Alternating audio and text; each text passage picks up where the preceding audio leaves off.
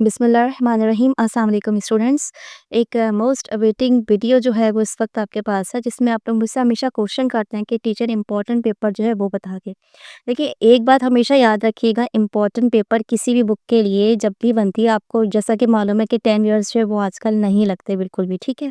अच्छा, दूसरी चीज़ क्या होती है कि जब आप इम्पोर्टेंट पेपर देखेंगे इस साल, जैसे 25 के लिए देखेंगे, जब आप प्रिपरेशंस करेंगे, तो आप उसमें रिड्यूस सिलेबस जो है वो मोस्टली कट डाउन कर लेते हैं। अब आपके पास बजाय इसके कि आप 10 जगह से इम्पोर्टेंट पेपर लें, मैं आपको एक सिंपल टेक्निक्स बताती हूँ कि जहाँ पर भी कोई भी एग्जामिनर जब पेपर बनाने के लिए स्टार्टअप लेते हैं, तो वो आपकी बुक के इन कंटेंट्स को नहीं देखते। ये देखें, ये चैप्टर्स इन कंटेंट्स को नहीं देखते। वो सीधा किधर जाएँगे, आपका जब भी पेपर बनेगा तो उनके पास इतना टाइम नहीं होता कि वो डीप में इन सब चीज़ों को स्टडी करें।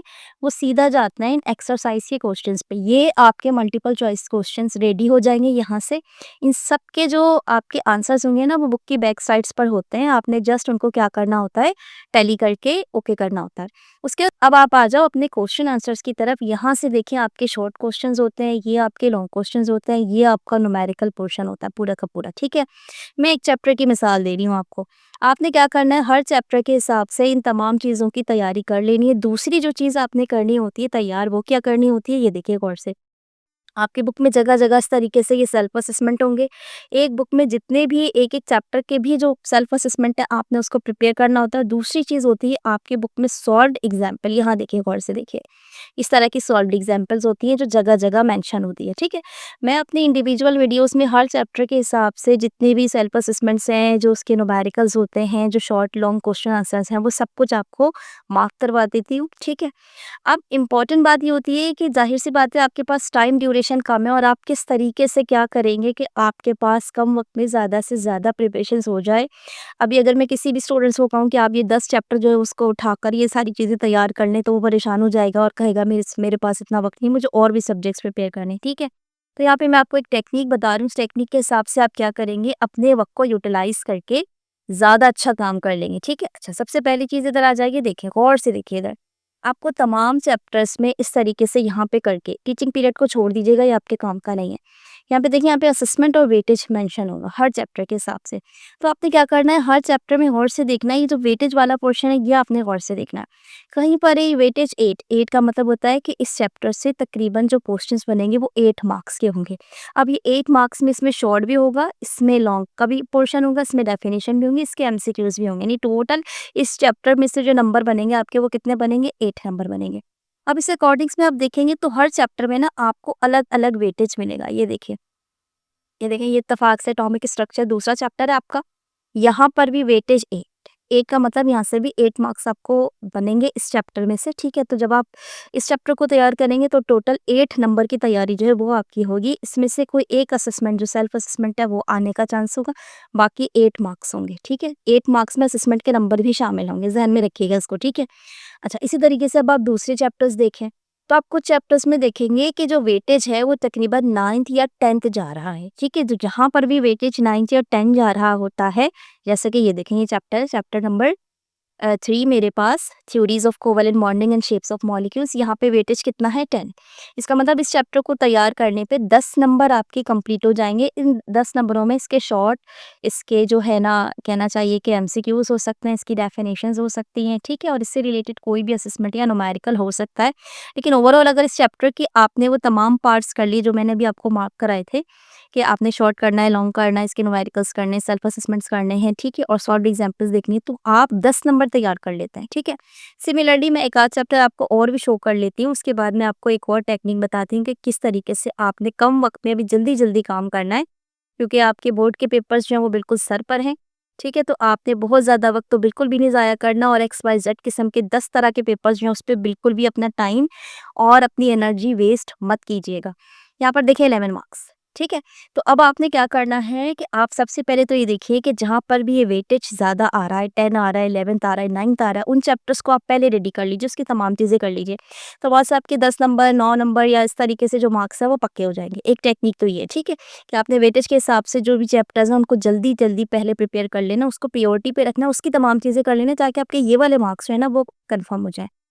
दूसरी चीज़ आपने क्या करनी है, आपके कुछ चैप्टर्स ऐसे होंगे जो कि 9th और 10th में आपने पढ़े हुए होंगे केमिस्ट्री में, यानी आपकी बेसिस जो है वहाँ से थोड़ी-सी बनी हुई होंगी। तो उन चैप्टर्स में जस्ट रिपीट होता है, जैसे कि कुछ डेफिनेशंस होती हैं, कुछ हल्के-फुल्के न्यूमेरिकल्स हैं, उस टाइप की चीज़ें जो आपने 9 मैट्रिक में रिपीट में देखनी है, या वो आपको लग रहा है कि नहीं मैंने मुझे आता है, मेरी बेसिस हैं इसमें, तो आपने उसके बाद उन चैप्टर्स को फॉलो करना है, ठीक है? अच्छा, अब दूसरी एक चीज़ मैं आपको बता दूँ जो थोड़ी-सी खतरनाक है, अगर आपका दिल चाह रहा है तो आप उसको फॉलो कर लीजिएगा। वो खतरनाक बात ये है कि क्योंकि मेरे पास 9th मैट्रिक के स्टूडेंट्स भी होते हैं और आजकल बोर्ड के पेपर चल रहे हैं, तो मैंने ये चीज़ नोट की कि जब मैंने इनको प्रिपरेशंस कराई और रिड्यूस सिलेबस जो है, उस वक़्त भी मैंने इनसे कहा था कि बच्चों आप एक नज़र देख लो, लेकिन बच्चों ने कहा नहीं मिस ये रिड्यूस सिलेबस है तो कट डाउन है, इसमें से नहीं आएगा। और एक्सीडेंटली शुरू के 4 से 5 पेपर्स में हमने नोटिस की कि वो तमाम क्वेश्चंस जो कि रिड्यूस सिलेबस के थे, वो भी पेपर में इन्होंने ऐड कर लिए। ठीक है? तो अभी मैं यहाँ पर एक बात आपसे कहूँगी कि एटलीस्ट जो चैप्टर कट डाउन हो गए लास्ट के, आप उसको तो छोड़ दीजिए, लेकिन जो बीच के चैप्टर्स हैं उसमें जो उन्होंने एक रिड्यूस्ड वाली बात कही है, हो सकता है कि वो इस चीज़ को फर्स्ट ईयर सेकंड ईयर में भी फॉलो ना करें, क्योंकि 9 मैट्रिक में ये चीज़ अनफॉलो रही है। और आप चाहें तो अपने किसी भी रिलेटिव से पूछ सकते हैं कि 9 मैट्रिक में जो रिड्यूस सिलेबस वाली चीज़ें थी वो रिपीट हुई हैं या नहीं हुई हैं, ठीक है? ताकि आपको कन्फर्मेशन हो जाए। अब बात आती है इतनी सारी चीज़ें करने की, जिसमें मैंने आपसे पहले बता दी वेटेज के हिसाब से आप चैप्टर्स के क्वेश्चन और ये सारी चीज़ें तैयार कर लीजिए। अच्छा, इसके बाद अब जो इम्पोर्टेंट बात है जो आपके काम की है वो देख लीजिए। वैसे तो हर तरह के जो सेंटर्स होते हैं वो मुख्तलिफ़ किस्म के पेपर्स जो हैं वो लीक करते रहते हैं और कहते हैं कि हमारा 60% लग जाएगा, 70% लग जाएगा। मेरे कहने पर आपने सिर्फ़ 2 काम करने हैं। नंबर 1, आपने वेटेज के हिसाब से जो चैप्टर प्रायोरिटी के हैं उसको पहले प्रिपेयर कर लीजिए, ठीक है? दूसरा काम आपने क्या करना है कि जैसे ही आपके तमाम चैप्टर्स प्रिपेयर हो जाएँ और आपकी ये वाली प्रिपरेशंस हो जाए, ठीक है? तो उसके बाद मैं आपको एक पेपर यहाँ पर जो है ना वो शो करूँगी। आपने वो पेपर जो है उसका स्क्रीनशॉट लेके रख लेना, ये इम्पोर्टेंट पेपर है और इससे इंशाअल्लाह ताला मेरी दुआ है कि ये 100% लग जाए, लेकिन एटलीस्ट ये 50 टू 70% जो पेपर है इसके इम्पोर्टेंट क्वेश्चन हैं। आपने क्या करना है कि जस्ट इस पेपर का जो है वो स्क्रीनशॉट लेके रख लेना है और उसके बाद आप चाहें तो उसको अपने फ्रेंड सर्कल्स जो हैं उसमें भी शो कर लीजिए। लेकिन इस पेपर में एक चीज़ ध्यान में रखिएगा कि जो मैं इस वक्त आपको शो करवा रही हूँ कि आपने इसमें से कोई क्वेश्चन नहीं छोड़ना है। इसमें चॉइसेस नहीं है, जैसे आप देख रहे हो इस पेपर में कई जगह पे और करके क्वेश्चन है, यानी आपको इधर यहाँ पे अटेम्प्ट करने के लिए चॉइस है कि आप ये कर लें या ये कर लें। लेकिन जब आप प्रिपरेशंस करेंगे तो आप वो और वाले क्वेश्चंस जो हैं इसको स्किप नहीं करेंगे, बल्कि पूरे पेपर में ओवरऑल जितने भी क्वेश्चंस हैं वो एटलीस्ट सारे कर लीजिएगा, तो इंशाअल्लाह ताला आपका ए ग्रेड जो है वो तो एटलीस्ट इसमें बन ही जाएगा। इतना इंपॉर्टेंट पेपर है ये, ठीक है?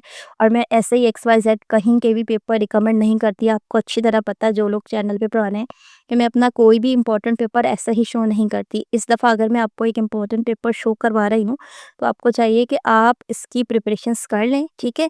और इसके पूरी प्रिपरेशंस करें, इसमें से कुछ भी नहीं छोड़ें। अब सवाल ये पैदा होगा कि आप में से अक्सर बच्चे फिर मुझे कमेंट सेक्शन में लिखेंगे कि मिस इसको सॉल्व भी करवा लीजिए। तो बेटा इसमें जितनी भी डेफिनेशन है, इसमें जितने भी क्वेश्चन आंसर्स हैं, इसमें जितने भी न्यूमेरिकल्स हैं, ये सारे आपके टेक्स्ट बुक के हैं।